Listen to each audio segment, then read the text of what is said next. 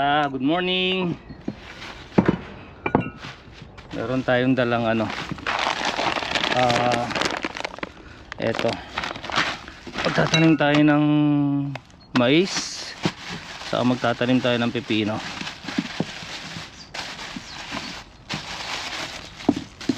Eto. Magtatanim tayo ng pepino saka mais.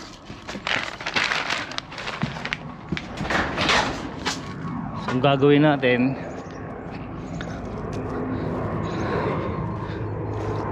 papalibutan natin to ng mais. Itong mga gilid.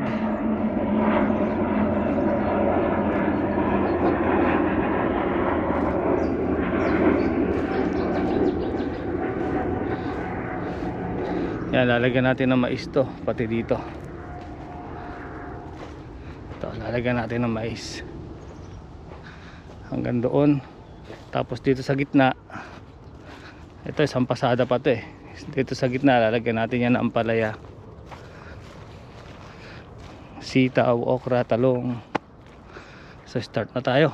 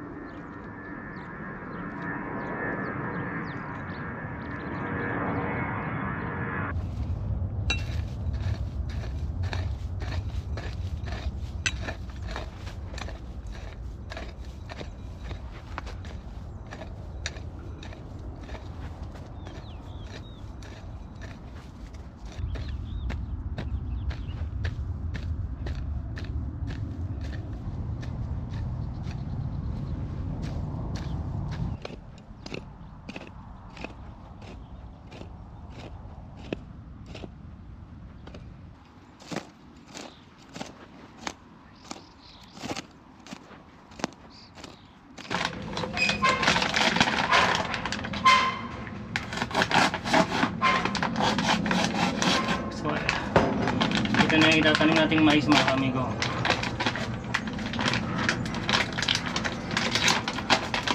Yan o, kulay pula.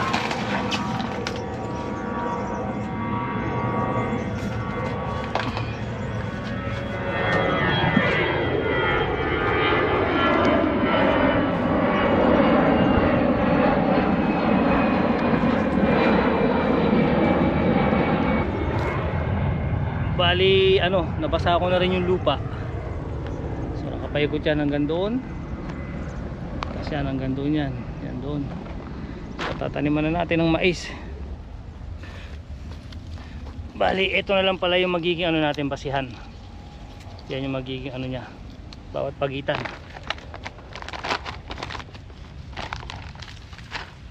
Lagyan natin isang buto lang. Yan. Baon lang natin ng konti.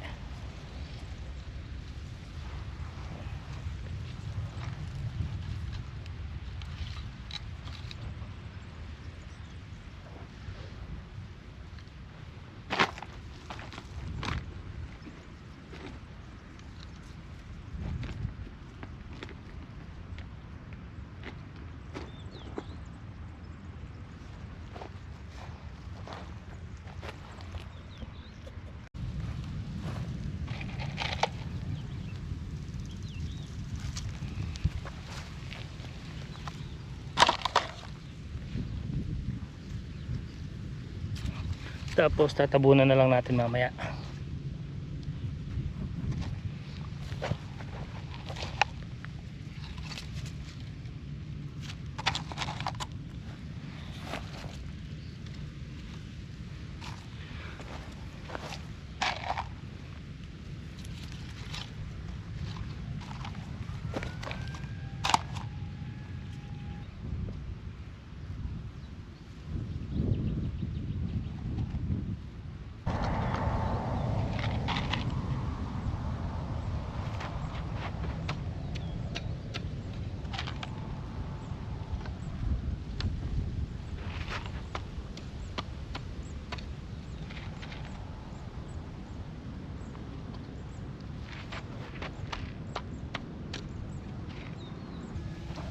lumutang tong isa. Takpan natin yan. Yan yung naitanim natin, magmula doon, magmula dito hanggang doon, tas nakapaikot doon. Hindi ko na nabilang kung ilan yung buto na naitanim, basta meron akong ano, ito, lumisya. Takpan natin yan.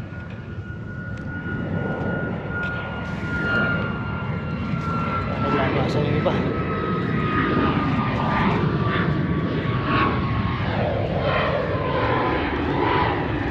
Lumabas yung iba pagkakadilig. Tingnan natin kung meron pang ano lumabas. Wala na dito. Ayan, hanggang dito, hanggang dun. Hindi ko na nabilang kung ilan yung mais, pero meron ako ano, dinoble-doble. Meron tig-isa lang, tapos merong doble. So mag-alas 12 na ng tanghali, uwi na tayo. Luluto tayo ng pananghalian natin, tapos kakain, papahinga ng konti, sabay trabaho. Yan ko mo, syempre alas 5 yung pasok natin hanggang alas 12:30 ng gabi, pero nakakauwi tayo ko na 1:30 na ng madaling araw. Bigyan natin si June, dagdagan natin.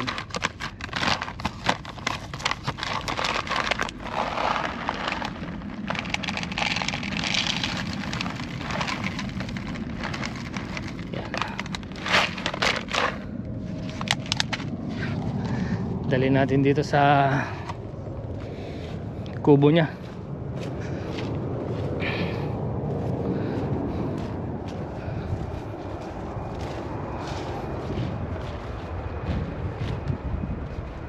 Sana nga lang tumubo lahat, no mga kamigo.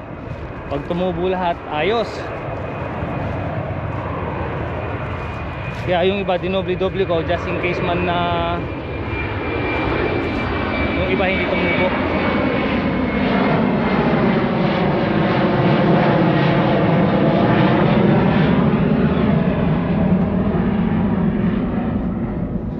Ilagay natin dito sa kanyang kasita.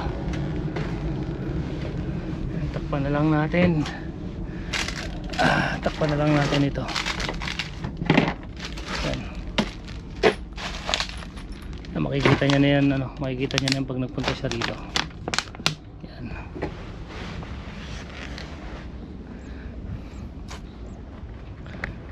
Tapos bukas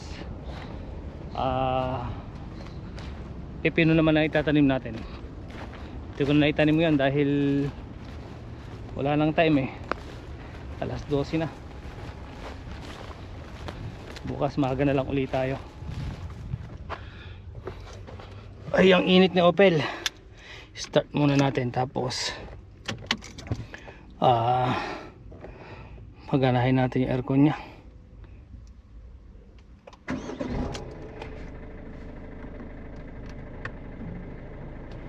Yan. Hintayin natin lumamig ng konti.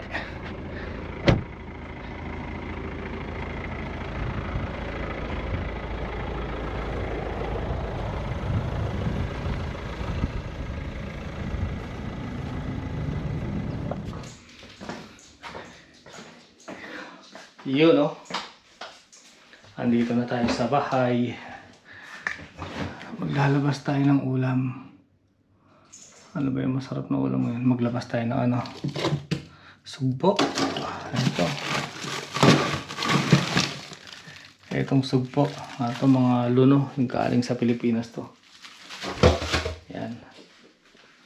Bigay sa amin ni Tita Gemma. Tapos, ano pa ba yung pwede natin ulamin ngayon?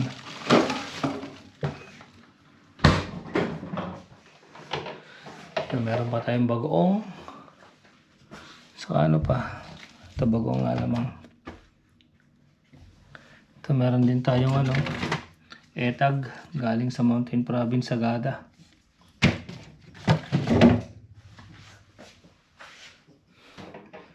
Siguro na lang ano.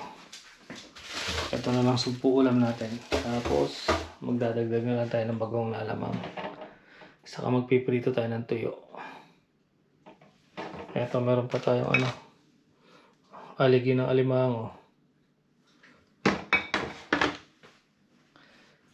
Tapos gagawa tayo ng ano, calamansi juice. Ito galing sa Pilipinas din to, bigay ni Parang Joey.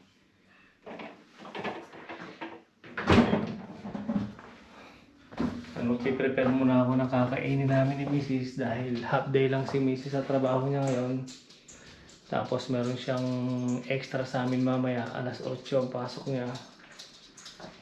So piprepare muna tayo ng pagkain natin bago pumasok. Ayan, luto na yung ating pananghalian. Ito mga kamigo, masarap to. Sugpo siya. Ayan, sugpo po yan. Luno. Ibig sabihin po ng luno, malambot yung ano niya. Yung balat. Ayan o, lambot ng balat niya, hindi matigas. Super taba po yan. Tapos meron tayong daing na danggit. Tuyo. Tapos meron din tayong dilis. Yung maliliit. Tapos ito, aligi ng alimango. Wow, sarap niyan. Medyo maanghang. Tapos ito naman bagong na lamang. Yan, galing ng Bataan yan. Super sarap po yan. Tapos meron tayong suka na gawa sa tubo. Yan, nung nag-road trip kami sa Baler, binili namin yan. May konting sili. Tapos meron tayong kanin. Para sa dessert, yan, meron tayong saging. Tapos meron tayong calamansi juice. Galing po halos lahat ng Pilipinas yan. Yan, galing ng Pilipinas. Yung sugpo, lahat to, ito. Yung saging lang yung kaninang hindi galing. Yan. So kakain tayo bago tayo pumasok sa trabaho.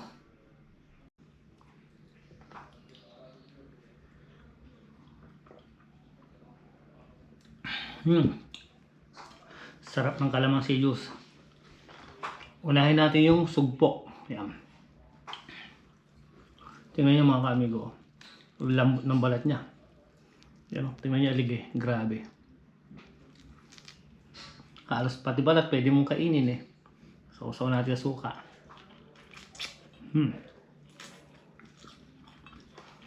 Sarap. Oh, lambot ng balat oh. Tawag po dyan luno. Yan, bigay po sa amin ni Tita Gemma yan. Galing ng ano pa yan, Pilipinas. Dala-dala namin nung umuwi kami rito. Grabe oh. Pinakamasarap dito. Sasawsaw na natin sa ano. Sasawsaw natin sa bagoong. Yan. Tapos lagyan natin ng konting taba ng alimango. Tapos konting ano, suka na gawa sa tubo. Tapos yan, kanin. Kain po tayo.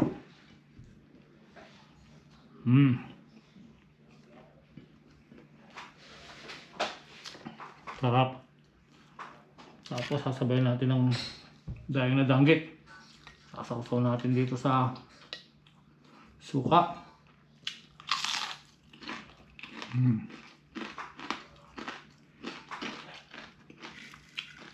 Tapos meron tayong dilis.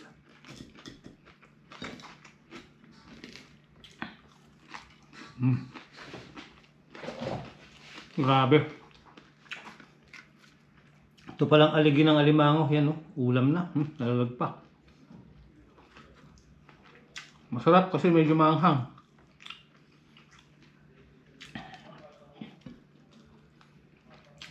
Yan naman ang ano, sugpo.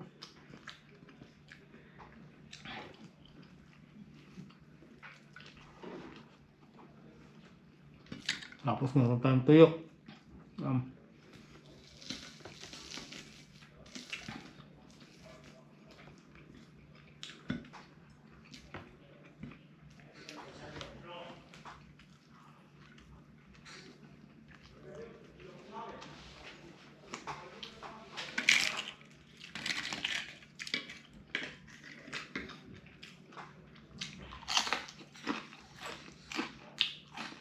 Sarap.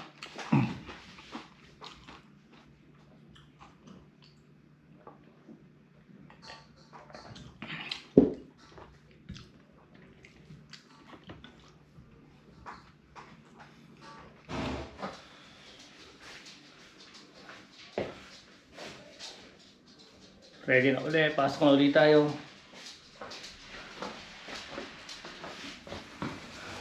Ayan si Mrs. Ma. Muna na ako sa'yo pumasok. Ha? Okay, susunod na ako. Mamaya. Sige. Susunod muna ako. May extra si Mrs. Mamaya sa trabaho namin. Alas 8 ng gabi. Pasok niya. So muna na ako pumasok. Alas 5 ako eh. So maraming salamat sa panonood mga kamigo. Adios.